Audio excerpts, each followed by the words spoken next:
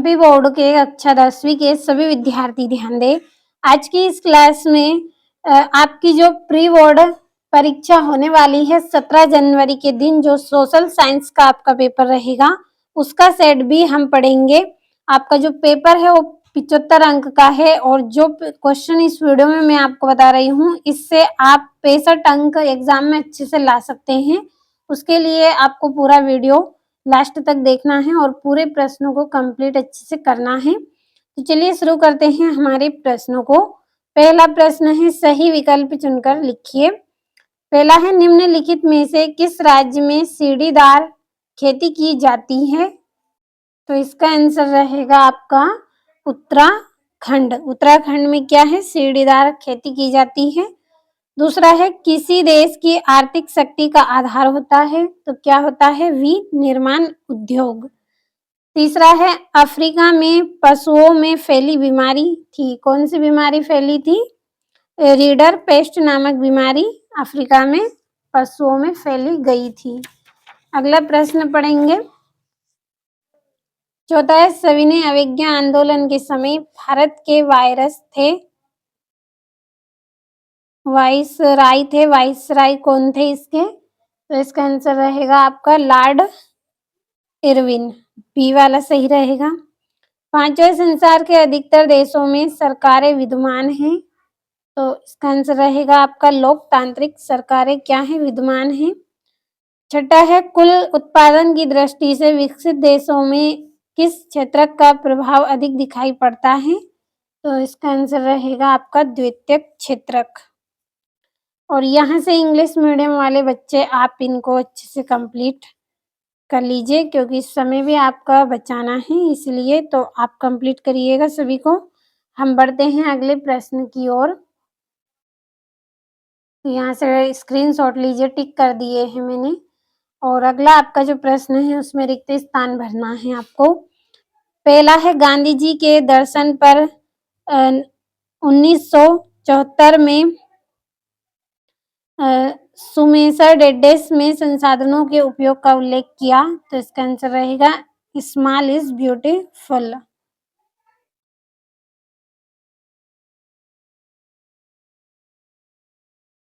Small is beautiful का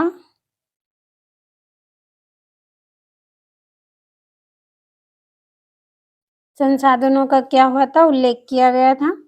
दूसरा है, हीराकुंड बांध डेडेस राज्य में है, तो कौन से राज्य में है? उड़ीसा।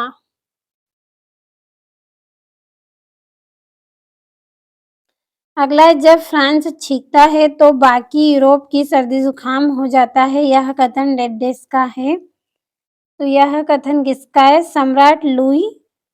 यहाँ पे हम लिखेंगे इसका आंसर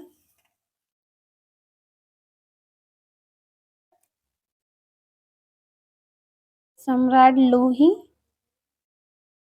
14 का है यह कथन। अगला है, कपास या ऊन आदि को कटाई के लिए तैयार करना डेडेस है, तो क्या है? कार्डिन है। क्या है ये? कार्डिन। अगला है, किताबों का सुलेखन करने वाले को डेडेस कहते हैं, क्या कहते हैं? दक्ष सुलेख।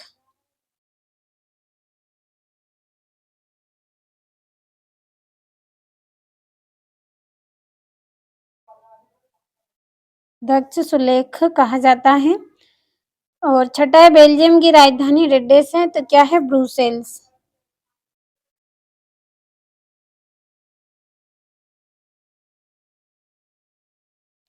तो ये हो गए हैं आपके रिक्त स्थान।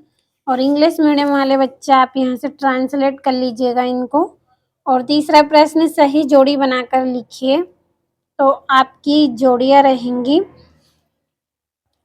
सुंदरवन, तो सुंदरवन की जोड़ी रहेगी आपकी पश्चिम बंगाल।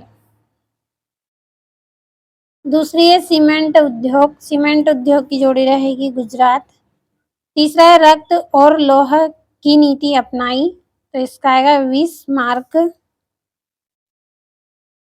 चौथा है, कोई मुद्रा नहीं, तो इसकी जोड़ी रहेगी वस्तु विनिमय प्रणाली। और श्रीलंका, तो श्रीलंका की जोड़ी आपको करनी है और 8वीं अनुसूची इसकी जोड़ी भी आपको भर लेनी है और ये यहाँ से भी कंप्लीट करना है आपको। तो आप भरोसा रखें, आपको 17 जनवरी के दिन इसी में से क्वेश्चन देखने को मिलेंगे। तो अब चौथा प्रश्न हम समझ लेते हैं। सत्य लिखिए। पहला है बक्सर टाइगर रिजर्व मध्य प्रदेश में है, तो ये असत्य है। अगला है चाय, गन्ना, कॉफी और केला रोपण फसलें हैं, तो ये क्या है? सत्य है। अगला है भारतीय समाज मृत प्रधान समाज है, तो ये क्या है? सत्य है। चौथा है प्रति व्यक्ति आय को औसत आय कहते हैं, तो सत्य है। अगला है वैश्वीकरण से शिक्षित और संपन्न लोगों को नुकसान होता है, तो ये भी क्या है? सत्य है। और चीन में बहुदलीय शासन व्यवस्था है, तो ये क्या है? असत्य है। तो यहाँ से भी आप कंप्लीट करिए। अब अगले प्रश्न की ओर हम बढ़ेंगे। आपका जो अगला प्रश्न है, एक वाक्य में उत्तर लिखिए। पहला है विश्व की सबसे लंबी राजमार्ग सुरंग कौन सी है? अटल टनल आएगा इसका आंसर, तो इसका आंसर हम यहाँ पे लिखेंगे अटल टनल। अगला एक संगीत की पुस्तक का प्रकाशन किसने किया था? पॉल म्यूजिक कंपनी ने।